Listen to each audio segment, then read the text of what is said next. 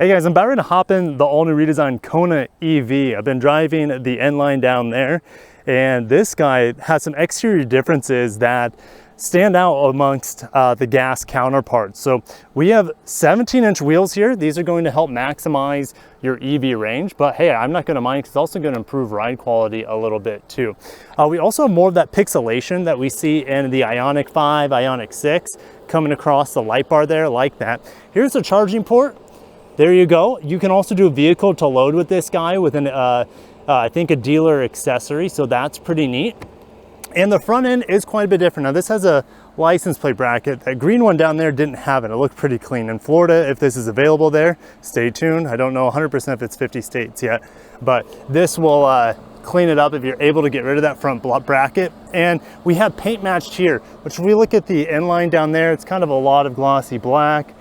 So it's not, you know, I like actually the look of the EV, and that's what Hyundai did with this new Kona is they designed the EV first, and then they built the gas models off of the EV. So the EV is essentially the base design here, and I think it looks the best, to be honest.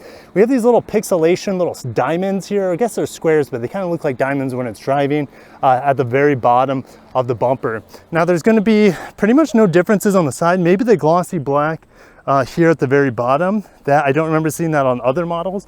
I mean, you see that it's all paint matched on the side of that Kona N-Line there, and it's kind of like a matte black on that gasoline limited green model up there. It's glossy black here. We have those pixelation, the squares at the bottom as well. You're not gonna see any exhaust tips here. And then we have on the back some pixelation here on the liftgate, a little electric badge. So it's kind of like incognito EV. And the interior is pretty much going to be the same. So let's go ahead and put the camera inside and go for a drive. Compared to the N-Line, we have an additional sport mode here, or should I say driving mode. We have an eco mode. So we're going to keep it in eco mode for the beginning. If I find a place to do a 0 to 60, we'll test out this 150 kilowatt or around 200 horsepower. Let's put it into drive before I hit the gas pedal or EV pedal with accelerator pedal. So I'm really excited to test drive the new Kona. If you missed my first test drive of the first generation EV Kona in downtown Miami, that thing was a torque monster, a wheel, like it just wanted to do burnouts. It felt super like it was a perfect city car because it was quick, nimble, easy to get in and out. Now this Kona, it's grown up. It's in high school now, and that means we have more rear leg room, we have more cargo space, we have a better ride. It's much quieter than the old model. The materials are a little bit better, so it's better in every way.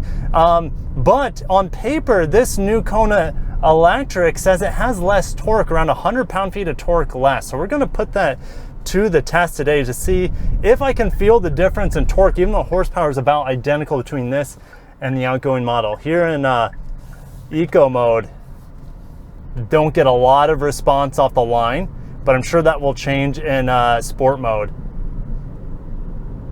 Oh man, and just getting out of the N-Line and having that immediate response. Now the N-Line's 8-speed made to the turbo engine. The engine's okay, but the 8-speed is really lethargic. You really have to bury your foot down in it in order to get the transmission to downshift and get that power. Here, I'm gonna get out of EV mode just to go in normal mode. Pedal down and it's gone. Like this is way more responsive than the turbo model with the 8-speed, absolutely.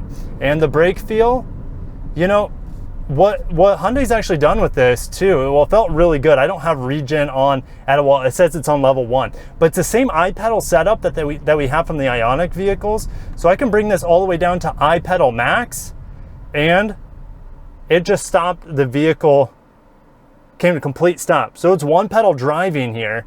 So I'm gonna drive with that for a little bit because that's new, it's unique, it's fun. What about mileage and EPA range? Well, it's about 260 miles on the larger battery pack, which gives you the 201 horsepower. But if you never go on freeways or don't need that much range, you can get about 200 miles on the smaller battery pack, and that will give you a cut in horsepower, however. So you go down in range about 60 miles to 200 miles. You also go down in about 60 to 70 horsepower too, which is, it's interesting. It would have been nice to have that 200 horsepower on the base model too, with the smaller battery pack. But just get my foot into the throttle here, effortless acceleration, instant response. this is definitely a better driving car than the turbo model. There's no doubt about it. The steering is still complete, like, lifeless. It's a bit rubber bandy. I really don't know what's going on with it. But the weight here, it feels like it's a little bit, you know, maybe about the same weight, maybe slightly heavier than the other Kona, but since the weight is so much lower than the gasoline counterparts, it feels every bit as nimble, maybe slightly more nimble and reassuring. We also are going to have an independent rear here, unlike the front wheel drive models of the Kona gas car. And this is front wheel drive only, keep in mind. This is not a, it's not all-wheel drive optional, which that would have been awesome to have a small electric motor. Just letting the engine braking doing its thing here. Just rolling into the throttle. I'm not going to say completely silent, but it's more silent for sure. Ooh, perfect 0 to 60 spot right here. So we're going to let that iPedal work for us. I'm going to say 0 to 60 here is going to be around 7 seconds. It's just my guess. It could be a little bit quicker. I'm going to put drive mode into sport and go. It doesn't feel off the line. There's 60. It doesn't feel off the line as quick as the old Kona. 7.13, 0 to 60. I don't know, I didn't get a chance to do 0 to 60 with the other Kona EV, the first gen, but that felt a little bit quicker, especially off the line.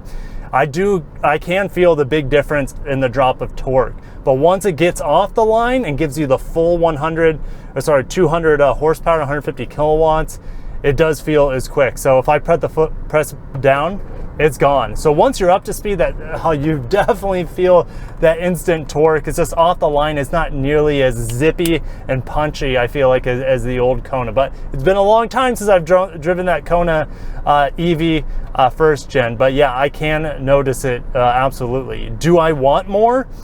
Maybe. But once you're up to speed, like I said, you have that instant response, instant power, and it is still extremely satisfying. It's still by far better than the first gen.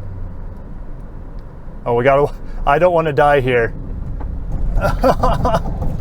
Oh my gosh, I didn't see them. I didn't realize they're going to take up the entire road. The Mazda behind me went off road too.